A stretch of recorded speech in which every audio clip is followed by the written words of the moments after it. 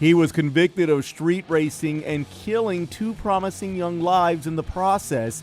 Why so many are upset by his punishment and why the Bexar County District Attorney does believe justice was done. Authorities say he was engaged in one of the oldest crimes known in the United States. See how this battle over cash goes all the way back to Abraham Lincoln. Oh my God. And to you, this may seem like a battle royale in the streets. We will show you why in Houston, Texas, they call this Monday. South Texas Most Wanted starts right now.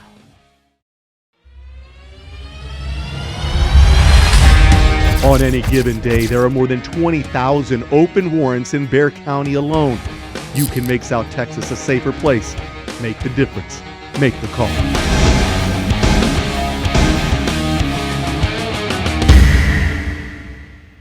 Good evening and welcome to tonight's South Texas Most Wanted, coming to you from downtown San Antonio. Our first fugitive tonight is wanted on a charge that costs U.S. taxpayers millions of dollars a year, and it costs the U.S. government just as much to try to stop it. However, that's not even why he's wanted tonight. It is, though, the reason he is one of our South Texas Most Wanted. Edgar Santillano is wanted by U.S. Marshals for having an active arrest warrant for allegedly violating the conditions of his supervised release. Authorities say back in December of 2012, Santillano was sentenced to 3 years probation after pleading guilty to counterfeiting money. Now, as much as the U.S. government has taken steps to combat this crime, it is still big business. According to BusinessInsider.com, there is at least $220 million in counterfeit money currently circulating in the U.S. That does not include the $200 million that's actually removed by authorities from circulation every year. And this is a worldwide criminal issue. Again, according to Business Insider, North Korea is thought to be responsible for producing $45 million in counterfeit money, mostly fake $100 bills. Now, before you lament, it could be worse. Historians say right after the Civil War, a full one-third of all U.S. currency was fake. Part of that problem is that many states only accepted their own currency, opening the door for all kinds of deception. But it is the very reason that President Abraham Lincoln established the U.S. Secret Service, just to find the fake money. Authorities just want to find Edgar Santillano, but not just for the counterfeiting charge. Remember, he was sentenced to 3 years probation for that.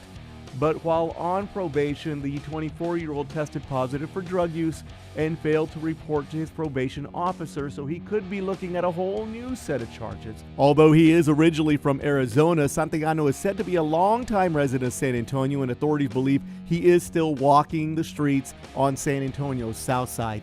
And no matter where he is, a tip from you can help authorities track him down and put him behind bars. If you have any information on Edgar Santillano, call our South Texas Most Wanted hotline at 210-462-1747. Again, 210-462-1747. Make the difference. Make the call. Good evening. I'm Vanessa Gallegos. In our 5 months on the air, your tips and information have helped lead to the arrest of over a dozen fugitives. Authorities are hoping you can help them locate a couple more tonight, one of whom is wanted on some serious charges and has a condition that could make him easy to spot. 49-year-old Hector De Luna is wanted by law enforcement on a charge of aggravated sexual assault of a child. Obviously, crimes against our children are a top priority for authorities and lawmakers alike. De Luna could be looking at some serious time if convicted of this crime. This is a first-degree felony in Texas with a minimum sentence of 25 years if the victim is under 14 years old. De Luna's last known address was on Stonewall Street, that's just off of I-35 near South Cross on the south side of San Antonio, and authorities believe he may still hang out in that area. We are told that De Luna also wears leg braces, which might make him easier to identify. And we could also use a hand in catching up with Christopher Patrick Marsh. The 57-year-old is wanted on a charge of possession of a controlled substance of less than a gram. That's not a lot of drugs, but it is a lot of trouble. Authorities believe Marsh may be homeless since he is known to frequent the shelters in our area of downtown San Antonio. If you have any information on Hector De Luna or Christopher Patrick Marsh, give us a call on our South Texas Most Wanted hotline at 210-462-1747. That's 210-462-1747. For South Texas Most Wanted, I'm Vanessa Gallegos. That's our Vanessa talking about a problem that continues to plague South Texas. Another one of those problems is the transportation of illegal immigrants across the U.S. border. It's what has our next suspect on the run for more than a decade now. She wasn't serving much time, but apparently she wants to spend her time on the run. Zenaida Franco Lopez is wanted by the U.S. Marshal Service on an active arrest warrant for violating conditions of her supervised release. Back in March of 2006, more than a decade ago, Lopez was sentenced to 1 year in federal prison on the charge of illegal transportation of undocumented immigrants for financial gain. She was also ordered to serve 3 years of supervised release, what we commonly refer to as probation. Instead, Lopez allegedly violated the conditions of that supervised release when she failed to report to her probation officer and absconded from that supervision. Again, Zenaida Franco Lopez was sentenced to 1 year, but instead has chosen to spend the past 10 years on the run. Now, the U.S. Marshal Service says that our fugitive may have crossed the border to Nuevo Laredo, but we are told Lopez has plenty of family ties here in San Antonio, and the suspect may be in San Antonio on a fairly regular basis. You could say the 33-year-old suspect tends to stand out in a crowd. She is 6'2", weighs almost 200 pounds. If you have any information on Zenaida Franco Lopez, give us a call on our South Texas Most Wanted hotline. Still to come, a young man who was convicted of going fast and furious during a lunch break from his high school, a crime that cost 2 young girls their lives. Why so many are upset about his sentence and what the district attorney has to say about it. And it is one of the most underreported crimes in South Texas, really across the nation. How you can help find a man who's been convicted of it. Our South Texas Most Wanted will be right back.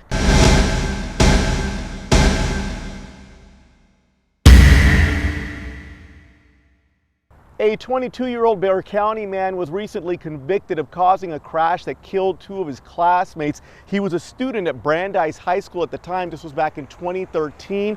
Now, his punishment from a Bexar County jury was 10 years. A lot of people do not consider that justice. Tonight, our Bexar County District Attorney weighs in. I'm never happy about an outcome where there's 2 young ladies that have lost their lives, right? Because there's no winners, no matter how much time this individual would have received from the jury or not. The time behind bars is 10 years for 22-year-old Antonio Flores, a young man who was convicted recently of a street racing crash in 2013 that killed 2 of his passengers and classmates, 17-year-old Gabby Lerma and 16-year-old Gina Rodriguez. All were headed back to Brandeis High School after lunch break. No one's ever going to be happy about an outcome or at peace about that, but I think it's the next level of healing, I believe, for the family that have been victimized in this case. I find it interesting that it did take a jury to be sequestered to even find this judgment. I mean, obviously it's something they even struggled with.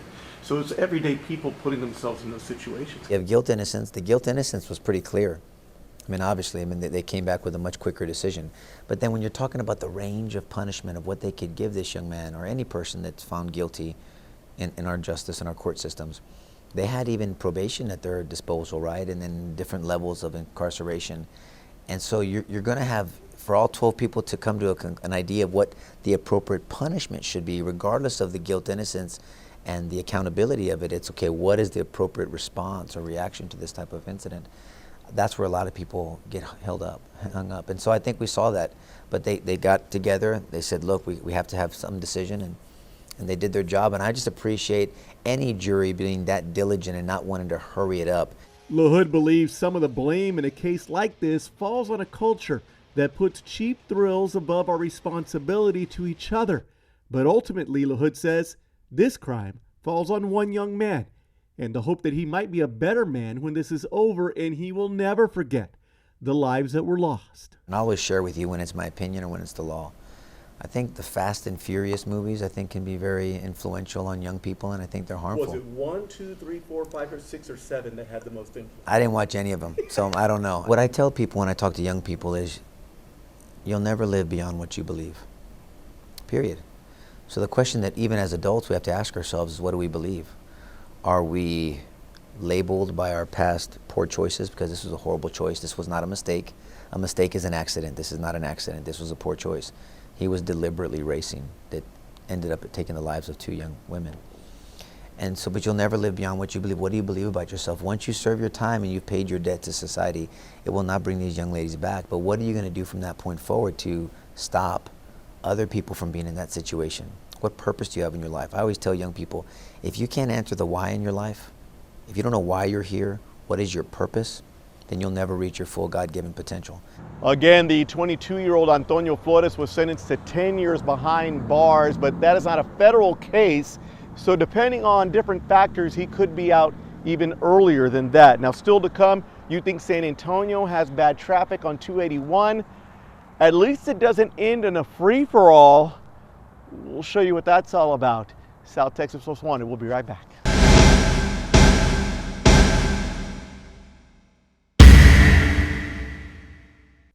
Jesse Rios is wanted by the U.S. Marshal Service for having an active arrest warrant for assault with bodily injury. According to authorities, back in December of 2013, Rios allegedly attacked a female victim by twisting her arm behind her back and pushing her face into a lamp. The victim sustained injuries to her forehead and arm as a result of that attack. Now, from that report, it is unclear if this was a case of family violence or if this is a case of domestic violence. Either way, it's a situation law officers in Texas, and particularly in Bexar County, see way too often. According to an annual crime report from the Department of Public Safety, the DPS, in 2014, there were more than 200,000 victims of family violence in Texas. Bexar County accounted for 13,227 of those. That's more than 15%. Only Dallas County and Harris County, that's the Houston area, accounted for more. And according to the Bexar County Family Justice Center, 75% of Texans say they would call police if they were the victim of family violence or even if they witnessed it. But once again, the numbers don't lie. Experts estimate that only 20% of people actually make that call. They say family violence continues to be one of the most underreported crimes in the nation. If they were all reported here in Bexar County, we'd be looking at almost 200 a day. That was not the case for Jesse Rios. Police were called to the scene, but before they got there, Rios allegedly stole a loaded handgun and threatened to use it if confronted by authorities. He took off before any of that could happen, but police do consider the 42-year-old to be armed and dangerous. They say, do not approach him if you see him. Just contact the U.S. Marshals, or if you have any information on Jesse Rios, call our South Texas Most Wanted hotline at 210-462-1747. Again, 210-462-1747. Make the difference. Make the call. Thank you for everything you are doing to make South Texas a safer place. Your tips and information help lead to the capture of our next 2 fugitives. South Texas Most Wanted featured Leslie Ann Barrientos a few weeks ago. Authorities say she was charged with being in possession of marijuana of less than 2 ounces. We should note marijuana use is now legal in 23 states. Maybe Barrientos should consider a move. But in Texas, getting busted with less than 2 ounces of pot can get you 6 months in jail and a $2,000 fine. Meanwhile, Brianna Mitchell was charged with tampering with her identity, carrying a false identification, unlawful carrying of a handgun, failing to identify herself as a fugitive, and possession of a controlled substance of less than a gram. Once again, it is not a lot of drugs. It is a lot of trouble. The charges is also up to 2 years in prison and a $10,000 fine. The unlawful carrying of a weapon charges will not help the 23-year-old Mitchell. You are making a difference by making the call. For South Texas Most Wanted, I'm Vanessa Gallegos.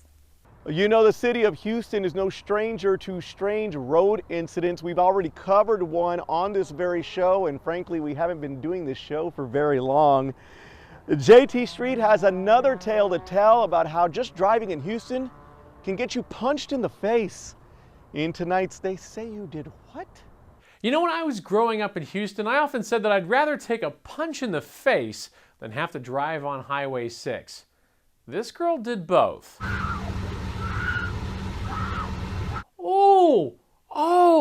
Oh, that was ridiculous. Oh my God. I mean, The guy filming this now has the story of a lifetime. Hey, remember that time I was driving around in Houston and a Texas Rangers game broke out? Nice shot, Oro. So what led to this girl getting jacked in the jaw on a side of a Houston highway? Well, it all started when these 4 prime examples of Houston's finest got out of their cars in the middle of the road and started yelling at each other about one of them not letting the other one merge.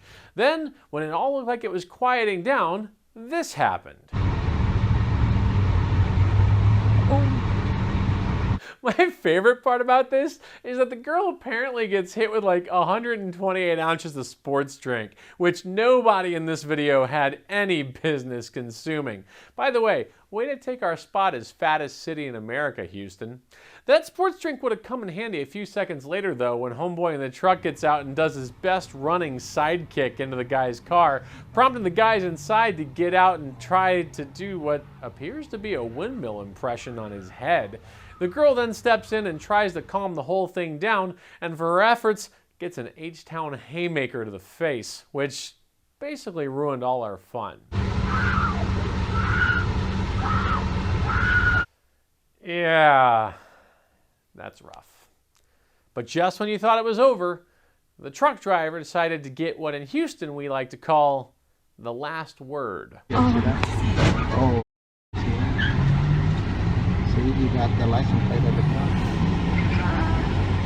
So now, pretty much everyone involved has broken the law in some fashion, and yet, by Houston standards, no one's done anything wrong. Happy to be in San Antonio. This is JT Street with this week's They Say You Did What? Brian Sanchez, wouldn't you love it if they used that footage in a commercial, a real like sports drink commercial? Like our sports drink is a better weapon than your sports drink. That would be awesome. Coming up, they are saviors on 4 legs, and they are helping people throughout the nation, how they're helping local veterans as well. South Texas Most Wanted, still to come.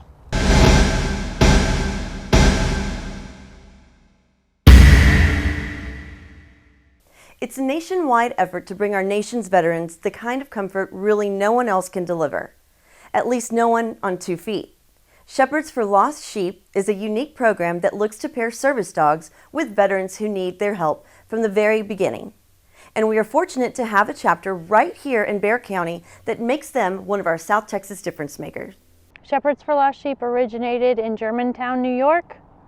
It started with just 2 people, Timothy and Maggie McNutt. From there it grew to 4 people, and eventually, probably 2 years into the program, it moved to Washington State, to Colville, and expanded to 6 people, all related. We service all 50. We just sent 2 dogs to the state of Alaska. The ones in Alaska, they were unable to travel, so 2 of our trainers flew the dogs to Alaska and spent 10 days there working with the veterans. It's at no cost to the veteran. All the airline fares and the such are usually donated by Air Compassion for Veterans. In general, we serve veterans of all eras. We have placed 100 teams in 5 years. We just celebrated our 5th anniversary. That's 20 dogs a year. It is. Our biggest need is food, collars, equipment, and monetary donations. We have 0 paid staff. Even the certified trainers don't get paid. It's all volunteer. People donate countless hours to this program. The monetary donations are used for service dog equipment and medical bills for the dogs. All dogs are fully vaccinated, microchipped, and spayed or neutered before they leave the program. Some programs require them to raise a certain amount of money, and that is not what we do. We provide the dog, the training, and the equipment, and airfare at no cost to the veteran. We have a 25-year Marine who was housebound for 2 years, who is now out in public, enjoying life, going places, going on vacation, getting married, and really thriving just because of the of the independence that his service dog gets him. There are over 2.8 million veterans who have recently returned from war or battle overseas. Of those, about 20 will commit suicide every day. The Shepherds for Lost Sheep program is just one of many that is working to make those numbers go away. If you would like to learn more about them and how you can help, check out our Facebook page. For South Texas Most Wanted, I'm Trudy Stone. Real quick, thanks to our friend Michael Patrick, who's also a war veteran himself, and thank you to everyone involved in that story. Now, still to come, how your calls can make a difference tonight. We've seen it, we know it can happen. South Texas Most Wanted. We'll be right back.